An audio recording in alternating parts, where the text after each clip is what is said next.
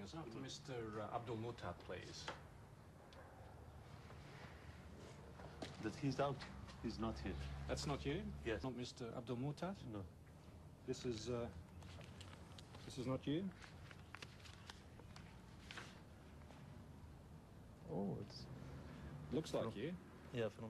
But after a few minutes, he confirmed his identity. I mean, the concern... Oh, good morning.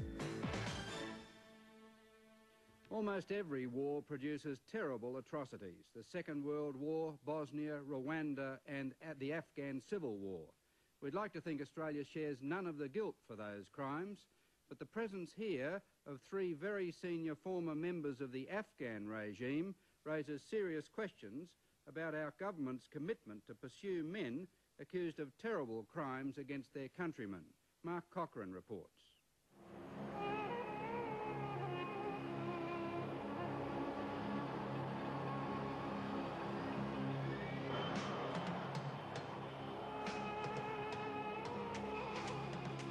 Australia is a country built on migration.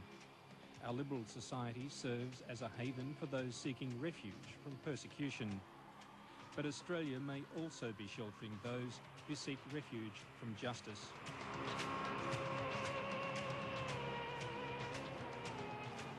One group to arrive here in recent years has come from Afghanistan. Refugees from a conflict that's left more than 1.5 million dead. But the Afghans say they've been followed here by those responsible for the conflict. Men the refugees accuse of war crimes. Tonight, we'll reveal the presence in Australia of Afghanistan's former Vice President, a Secret Service General and a Colonel, all accused of war crimes. Oh, good morning. Is that Mr. Mohtat, please? That he's out. He's not here. That's not... This is not you? Oh, it's... Looks like you. Yeah, from... But after a few minutes, after more than a decade of war, Soviet troops finally abandoned Afghanistan in 1989. The Soviet-backed regime of President Najibullah had shown no mercy in suppressing fellow Afghans. According to leading Afghan political expert Dr. William Maley, the Najibullah regime displayed a flair for the systematic murder of the civilian population in its pursuit of the Mujahideen resistance. In rural Afghanistan, the most extensive form of atrocity was the use of the technology of modern warfare against defenceless civilians. And there's abundant evidence of bombing of targets which were obviously civilian rather than military in character, of sweeps by troops resulting in massacres of the civilian population in areas from which it was thought Mujahideen groups had come. With their Soviet backers gone, the Najibullah regime's days were numbered. The leaders began looking for safe havens abroad. Afghan refugees here warned then Immigration Minister Robert Ray that Australia was a favoured destination. In May 1989, Senator Ray promised that the warning had been passed on to the relevant overseas posts, so that if required, they could act on the information provided. The refugees were key figures of the Najibullah regime, keen to trade intelligence for Western passports.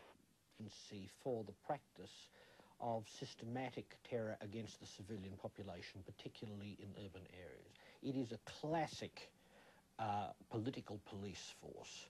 They tortured people in horrific ways. One has reports of electric shock being used, of people being thrust into cells containing dismembered body parts, of people having chemicals injected into their veins against their wishes. It was bludgeoning people to death, basically. Thousands of people in Afghanistan disappeared, and their relatives don't know what happened to them. Najibullah's presidential guard put up little resistance to the Mujahideen forces that swept into the capital, Kabul. A key Najibullah figure in the formal handover of power to Mujahideen leader Rabbani was this man, Vice President Abdulhamid Mohtat'abdalhamid. Like Mir, he fled to India and applied for refugee status. Now in Australia, on a temporary visa, he's proved to be an elusive figure, moving between Perth and Sydney. If you like, you Mohtat is allegedly assessing Australia's potential as a permanent haven for himself and other members of Najibullah's cabinet. You're not Mr. Abdul Mohtat? No. This is not you? Oh, it's... Looks like you. Yeah, from... But after a few minutes, he confirmed his identity. I mean, the concern in Australia is from members of the Afghan community here, Yeah. who want to know how you, as a former deputy president, Yes. from the Najibullah government, Yes. can be able to enter Australia. Why just I cannot come to Australia? What is the reason? Well, they feel as a member of the Najibullah government. What perhaps, does it mean to know I was the member of Dr. Najibullah's government? What is the reason? Well, the reason is that they claim that Yeah. you should be brought to account Well, for events during the war. Huh? For events Who during says the war. Several people from the Afghan community. Well, I think that no, this is the claim that this is from the claim they are pretending. But I must tell you that I was the only person in the government of Afghanistan to prepare everything to hand over power to present government of Afghanistan, Mr. Rabbani. He soon produced some photographs, evidence, he said, of his alliance with the Mujahideen. Mr. Masood and me working regarding the how to to overthrow the government, how to collapse. But this is you negotiating a surrender. Not Is before, it? before that. You Before, know? before your government Before surrendered. that, before, yeah, yes. Yes. This is the talk that my son together. This is you again? Well, let me. This is President Rabbani. My meeting personally with President Rabbani. Abdul Mohtat did far more than just pose for photographs. Prior to his appointment as Vice President, he was Ambassador to Japan and briefly non-resident Ambassador to Australia. But he had another, far more secretive role, reporting to the security service HUD. We've obtained these HUD documents from the Tokyo Embassy, reports from Mohtat back to Kabul, detailing the activities of Mujahideen supporters abroad. In this document, he named 9 prominent Afghans in exile who opposed Najibullah. Mohtat endorsed calls for the Kabul supporters of these men to be eradicated as soon as possible. But that's your signature. No, any document, if it goes from the embassy, should be signed, should be the... But you put your name to it. So you're saying that the HUD, the Afghan Secret Service man in the embassy wrote those documents? No, just that, yes. HUD. Yes, this The is HUD man. This is the HUD man, yes. But it's your signature on a HUD document. No, I would not have liked to be a member of the families in Kabul of any of the individuals who were named in that letter. The consequences for them could have been catastrophic. Finally, there was one sensitive issue Abdul Mohtat wouldn't discuss. Details of a meeting with Australia's intelligence services. You should ask your own security, not me.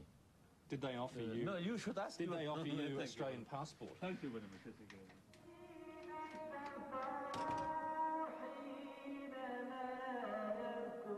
The call to prayer. For Afghans, this is a prayer for the dead. The community is at flashpoint over the government's apparent unwillingness to investigate their claims. Afghan Australians want action, here and now. If they don't listen to our cries, I'm quite sure that there is going to be a lot happening. With due respect to humanity, there would be violation amongst the community, which I think everyone would be affected by it. What do you mean by that? I mean, they're going to physically abuse them. They will abuse them in any way they could. So if the Australian government... If the Australian government does not listen and do something about it, the Afghans will naturally do it themselves. We await the Australian government's response. Mark Corcoran reporting. Is our health system in crisis?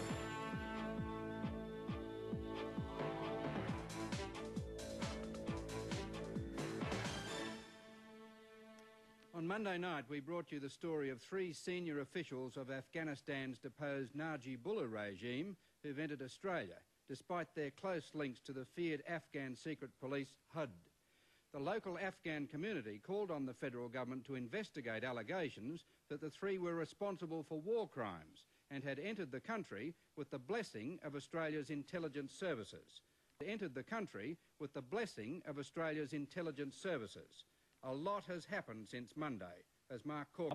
Hamid Mohtat'abdalhamid, formerly Afghanistan's vice president. He'd also secretly worked for HUD while serving as ambassador to Japan and Australia. He arrived here on a temporary visa and had met with Australian intelligence officials. Then there was the former... On Tuesday, in response to our report, Foreign Minister Gareth Evans assured Parliament that the intelligence services had the matter in hand. The allegations in question are known to the Australian security authorities and they are being investigated at the moment. At this stage, it's not possible to add anything further. No, it's not possible to add anything further to that information at this stage. On Wednesday, Immigration Minister Nick Bolkus shed more light on the issue. The identity of the two persons named has been established, but not the third who was named. The department, I must say, has refused an onshore application for refugee status from one of the persons named. However, a review application is still under consideration by the Refugee Review Tribunal. As Senator Evans indicated yesterday, these matters are being investigated by government, and as those investigations develop, I might have more to offer you. As the government tries to figure out what's going on, one of the men named in our story has fled Australia. On Wednesday, former Vice President Abdul Mohtat touched down in New Delhi, India. Yesterday, he told the 7:30 report that fear of imprisonment over the allegations raised in our story had prompted his departure. But he claims he'll be back in 2 months to defend his reputation. Meanwhile, Afghanistan calls from Afghans here for an Australian government report. The Afghan government said it fully supports the concern of the Australian Afghan community about the presence of such individuals on Australian soil. These men should be called upon to answer for the role that they played in the running of the then Soviet-installed puppet regime and its criminal activities. The Afghan government also called on Canberra to reveal the identity of those senior members of HUD, the Afghan Secret Service, who are alleged to have been recruited to spy for Australia, and under which category of the Australian migration program they were admitted to Australia. Allegations of senior HUD